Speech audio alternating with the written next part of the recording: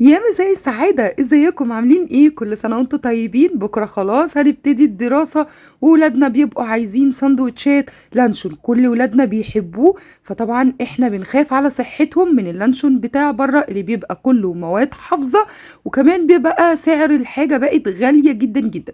فهنعمله بقى في البيت بطريقة تحفة يا جماعة. الطريقة دي اختراع، جربت وصفات كتير لحد لما وصلت للنتيجة اللي أبهرتني. طعم وريحة بجد حكاية أحلى كتير من اللي بتشتريه من بره، ومش هيكلفنا أي حاجة خالص خالص، بمكونات بسيطة جدا جدا. يلا بقى ما تنسوش لايك وشير وكومنت حلو منكم للتشجيع، واللي ما اشتركش في القناة يشترك فيها ويفعل الجرس عشان يوصله على طول إشعارات بكل فيديوهاتنا الجديدة أول بأول. شايفين القمر ده؟ بجد كده حاجة تفتح النفس. يلا بقى ما تنسوش تصلوا على الرسول، ويلا بينا نسمي الله ونشوف هنجيب ايه وهنعمل ايه. هنا انا معايا نص كيلو من البانيه. ايوه، نص كيلو من البانيه هيعمل لنا كل الكميه اللي انت شفتيها دي. غسلاه كده ومقطعاه مكعبات، شلته في التلاجة ساعة كده علشان يسقع. بعد كده جبت الكبه بتاعتي وهبتدي انزل بمكعبات البانيه بتاعتنا. هنبتدي بقى نفرمه كده، بس ايه، فرمة خفيفة كده في الاول، مش فرمة كاملة. بعد كده هضيف عليه كوباية الا ربع من المية اللي فيها تلج، مية ساقعة وفيها مكعبات تلج. والخطوة دي مهمة، وركزوا معايا الله يبارك لكم في كل الخطوات.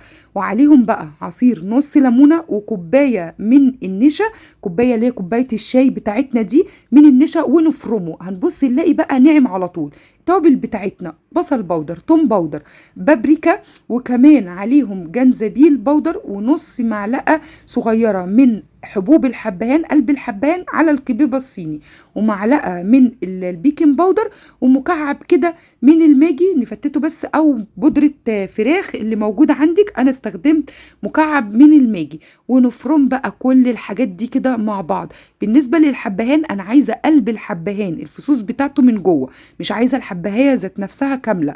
تمام كده. احط بقى نص معلقة صغيرة من الملح، ونفرم بقى كل الكلام الخطير ده مع بعض. والتوابل بتاعتنا كانت معلقة صغيرة من كل حاجة. ويا سلام بقى لو عندك بابريكا مدخنة، يا نهار أبيض، هتودي الوصفة دي في حتة تانية خالص. لكن لو ما عندكيش خلاص هتستخدمي البابريكا العادية، هي اللي ادتني اللون الجميل ده. عايزة اقول لكم ان انا اول لما فرمت المكونات بتاعتي ريحة اللانشون طلعت. شميت لانشون. لانشون ايه ده؟ ده ما استواش لسه عشان يطلع النتيجه بتاعته. وكل شويه يقول لولادي شمين شمين ريحه، يقولوا اه يا ماما ريحته لانشون فعلا زي اللانشون اللي بنشتريه من بره، بس ده كمان ريحته قويه وحلوه قوي. هبتدي بقى كده اقسم الخليط بتاعي على نصين. لكن لو انت عايزه تعمليه كوس كبير يعني كده من التخين زي اللي بنشتريه من بره، براحتك خالص. انا حبيت ان انا اقسم الخليط بتاعي واعمله على كوزين كده، علشان خاطر لما اقطعه شرايح احطه في السندوتشات، وما احتاجش ان انا اقسم ال الدوريايه بتاعت اللانشون بتاعتي بالسكينه علشان تدخل جوه الساندوتش. فكده انجزت بصراحه على نفسي ووفرت اللي انا عملته كده على نصين. نبرمه بقى كده، واي هوا الاقيه بدبوس كده، ودبوس لازم يكون نضيف، ومطهرينه الاول على النار.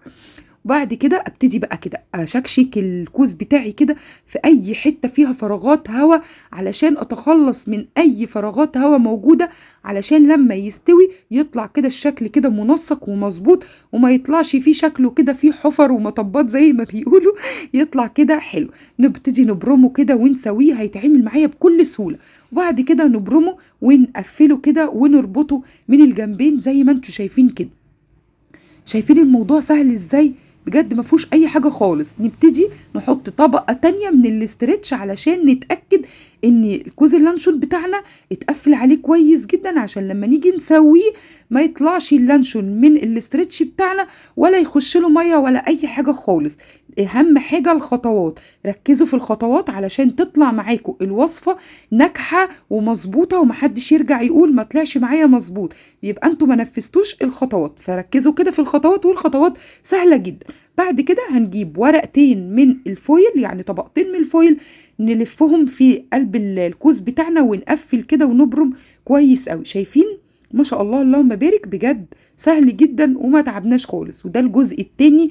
يعني عملت لي كميه حلوه قوي من نص كيلو بانيه يا جماعه، يطلع لكم كميه ما شاء الله بجد تحفه، وما كلفتناش اي حاجه، ولا بقى بيض ولا جبنه ولا كل الافتكاسات دي ولا دقيق. انا عايزه اقول لكم بصراحه ان انا قلت في مره جرب واشوف يمكن يكون هم صح، وجربت وعايزه اقول لكم ان والله العظيم رميته في الزباله وطلع سيء سيء، حاجه كده زي العجين وملهاش علاقه باللانشون خالص.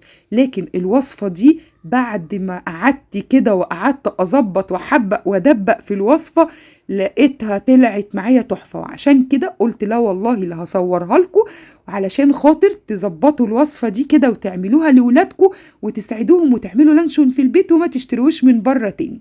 بعد كده بقى نجيب حله فيها ميه على النار تغلي، ننزل بكوزين اللانشون ونحط معلقه من الخل عشان الحله بتاعتنا ما تسودش والفويل كمان ما يسودش. وبعد ساعه طلعت اللانشون، شايفين اللهم بارك، ولا كش ولا قل ولا اي حاجه خالص خالص.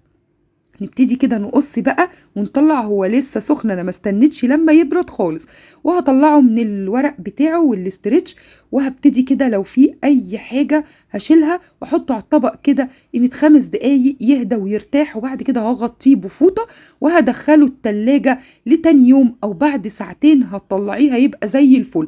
انا بصراحه ما استنيتش، طلعته بعد ساعتين وقطعته، شايفين اللهم بارك، شايفين عامل ازاي زي الاسترتش، شايفه بتتني وبتطبق، بصي زي اللي بتجيبيه من بره بالظبط، بس ده احلى وانضف واوفر، وكمان من غير مواد بقى احنا مش عارفين بتتحط فيها ايه، وحافظنا على صحتنا وصحة ولادنا. شايفين اللهم بارك كده مفرغ، وبجد طعمه وريحته والله العظيم، وانا ما بحبش احلف كتير ان زي بتاع بره بالظبط، ويمكن كمان ده ليه طعم واحلى كتير. قدميه بقى، شايفه القمر، شايفه حاجه كده تفتح النفس، ولادك بجد هيعشقوه، مش هتبطلي تعملي الوصفه دي ومش هتشتريه من بره تاني. يا ريت لو عجبكم الفيديو ما تنسوش لايك وشير وكومنت حلو منكم للتشجيع، واقول لكم مع الف سلامه واسيبكم في رعايه الله.